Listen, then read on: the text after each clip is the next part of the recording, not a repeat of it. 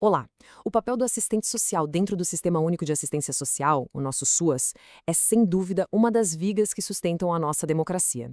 Mas afinal, o que isso quer dizer na prática, no dia a dia? Nessa nossa análise, a gente vai mergulhar fundo no papel dessa profissão que, olha, vai muito além daquela ideia de ajuda. É o trabalho de verdadeira arquitetura na construção e na defesa de direitos. Essa citação, ela resume bem o espírito da coisa, sabe? Não estamos falando de caridade, de um favor.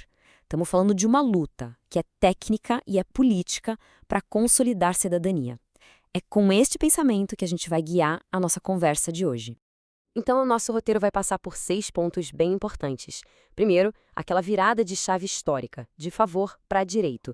Depois, a gente entende a estrutura da proteção básica e especial. Em seguida, as ferramentas de trabalho, os pilares éticos da profissão, o desafio da tecnologia e, por fim, a gente olha para o futuro e para os desafios do SUAS. Para a gente entender de verdade a atuação do assistente social hoje, é fundamental voltar um pouquinho no tempo. A assistência social no Brasil, ela não nasceu como um direito, não. A origem dela está muito ligada à ideia de caridade, de favor, uma lógica que, no fundo, coloca o cidadão numa posição inferior e esconde as verdadeiras causas da desigualdade. A grande virada, o ponto de inflexão mesmo, vem com a Constituição de 1988. É ela que coloca a assistência social no mesmo patamar da saúde e da previdência, formando o tripé da Seguridade Social. Ela passa a ser tratada como política pública. Depois, a LOAS, em 93, vem para regulamentar esse direito. E o SUAS, em 2005, materializa tudo isso num sistema nacional organizado. Essa linha do tempo, ela não mostra só a criação de leis, ela mostra a vitória de uma luta social longa e muito, muito árdua. Certo, e como essa conquista histórica se organiza na prática, no território? Bom, o SUAS ele funciona em 2 níveis de complexidade, que são como 2 portas de entrada diferentes para o cidadão. A proteção social básica e a especial. Entender essa divisão é o segredo para decifrar a atuação do profissional. De um jeito bem direto, a proteção básica, que acontece lá no CRAS, o Centro de Referência de Assistência Social, ela trabalha na prevenção. O objetivo ali é fortalecer os laços da comunidade, da família, para evitar que os riscos piorem. Exato. Já na proteção especial, lá no CREAS, a história é outra. A gente entra em campo quando o direito já foi violado, já foi rasgado. Aí a gente está falando de violência, de abuso, de abandono. O nó já está bem mais apertado e a nossa ação tem que ser muito mais precisa, mais incisiva. Olha, o dia a dia nos traz um trabalho de formiguinha mesmo, de construção diária. É organizar um grupo de convivência para idosos, é mediar um conflito na família antes que a coisa piore, é orientar uma mãe sobre como conseguir uma vaga na creche, é estar ali no território, conhecendo as pessoas, mapeando o que aquela comunidade tem de bom e o que precisa melhorar para poder agir antes que o problema se instale. Agora, o CREAS, lá a gente lida com a ferida aberta. É receber uma mulher que acabou de passar por uma situação de violência doméstica, é acompanhar uma adolescente que está cumprindo medida socioeducativa, é ter que intervir numa denúncia de abuso infantil. O trabalho é denso, sabe? Exige uma articulação gigante com o sistema de justiça, com a saúde, com toda a rede de proteção. É a linha de frente mesmo, na hora de garantir o direito de quem teve ele brutalmente atacado. E para dar conta de tudo isso, o nosso trabalho não é feito de qualquer jeito. A nossa palavra ela é formalizada em instrumentos técnicos. E, gente, que fique bem claro, não é só papelada, não é burocracia. São documentos com um peso ético, técnico e muitas vezes jurídico, que é imenso. Vamos conhecer os 3 principais: o relatório, o laudo e o parecer social. Pensa no relatório social como uma fotografia técnica da realidade. Ele vai descrever de forma bem objetiva o que foi visto e o que foi feito. Uma visita domiciliar, uma entrevista, o acompanhamento de um caso, é o instrumento que organiza e documenta a nossa ação. É a base para qualquer análise que a gente precise fazer depois. O laudo social já é um passo além. Ele não só descreve, ele analisa. Ele é o resultado de um estudo social bem aprofundado. Muitas vezes, quem pede é o judiciário, em processos de guarda, de adoção, de benefícios. Aqui, a gente cruza os fatos com todo o nosso conhecimento teórico para fundamentar uma análise da situação. E, por fim, tem o parecer social. Aqui está, de fato, a nossa opinião técnica, a conclusão fundamentada do nosso trabalho. É onde, com base em tudo que foi estudado, o profissional se posiciona. É um ato de uma responsabilidade gigantesca, que pode guiar decisões que vão mudar a vida das pessoas para sempre. Por isso, exige autonomia, competência e, acima de tudo, um profundo compromisso ético. Essa responsabilidade, que foi tão bem colocada, nos leva direto ao coração da profissão, a ética profissional.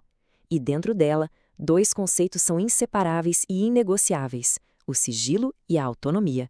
E atenção, isso não é um privilégio da categoria, são condições essenciais para que um atendimento digno e eficaz possa acontecer. É preciso ser muito claro aqui. O sigilo profissional está garantido no artigo 5º da nossa Constituição Federal. Não é uma opção do profissional ou da instituição. É um direito da pessoa atendida e um dever do assistente social.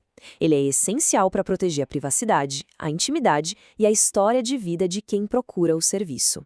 E na prática é o seguinte: sem sigilo, simplesmente não existe atendimento. Pensa comigo, como uma pessoa que vive uma situação de violência vai se abrir, vai contar a sua história, se ela não tiver a certeza absoluta de que aquela informação está protegida? O sigilo é a base da confiança. É ele que permite que a pessoa se sinta segura para expor suas maiores dores. Quebrar o sigilo é quebrar a própria chance de ajudar. É violar um direito fundamental. E agora a gente entra num campo mais novo, cheio de tensões. A digitalização dos serviços e o avanço da inteligência artificial. Eles chegam com uma promessa de otimizar tudo. Só que essa promessa traz junto alguns riscos bem profundos para uma profissão que lida, na sua essência, com o ser humano. A visão otimista é que a inteligência artificial pode ser, sim, uma ferramenta poderosa de análise.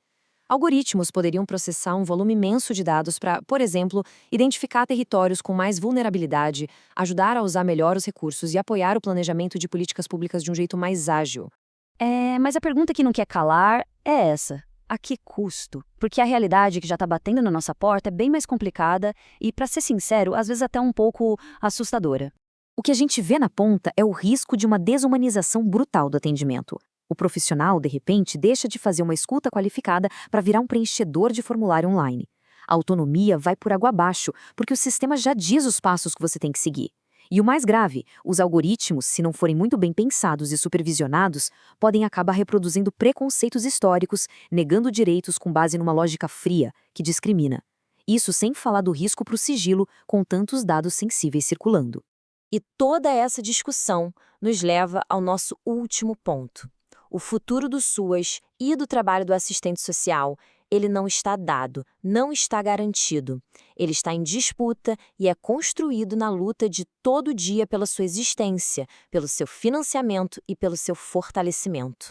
Existe um planejamento, um horizonte, o segundo plano decenal, que traça metas para melhorar o SUAS até 2026. É um instrumento importante, construído de forma democrática. Só que, convenhamos, qualquer plano vira letra morta se não tiver dinheiro para executá-lo. E o que a gente tem visto é um processo contínuo e sistemático de desfinanciamento. E esse gráfico aqui, ele mostra o tamanho do problema. Em 2021, por exemplo, o orçamento que foi de fato executado foi quase 60% menor do que o Conselho Nacional de Assistência Social apontou como necessário. Isso não é um número abstrato, não. Na prática, isso significa um Cearás que fecha, uma equipe reduzida, uma família que fica sem atendimento. É exatamente por isso que a luta é o nosso horizonte. A defesa do SUAS não acontece só dentro de uma sala de atendimento, não. Ela acontece nas ruas, nos conselhos, na mobilização da sociedade. Proteger essa política pública é proteger um projeto de país mais justo. E essa é uma luta que tem que ser de toda a classe trabalhadora, não só dos assistentes sociais. Fica, então, essa reflexão. O caminho para sair da caridade e chegar no direito foi longo, foi difícil. O desmonte, por outro lado, pode ser muito rápido e silencioso. A proteção social é uma conquista e, como todo direito, exige vigilância e defesa o tempo todo.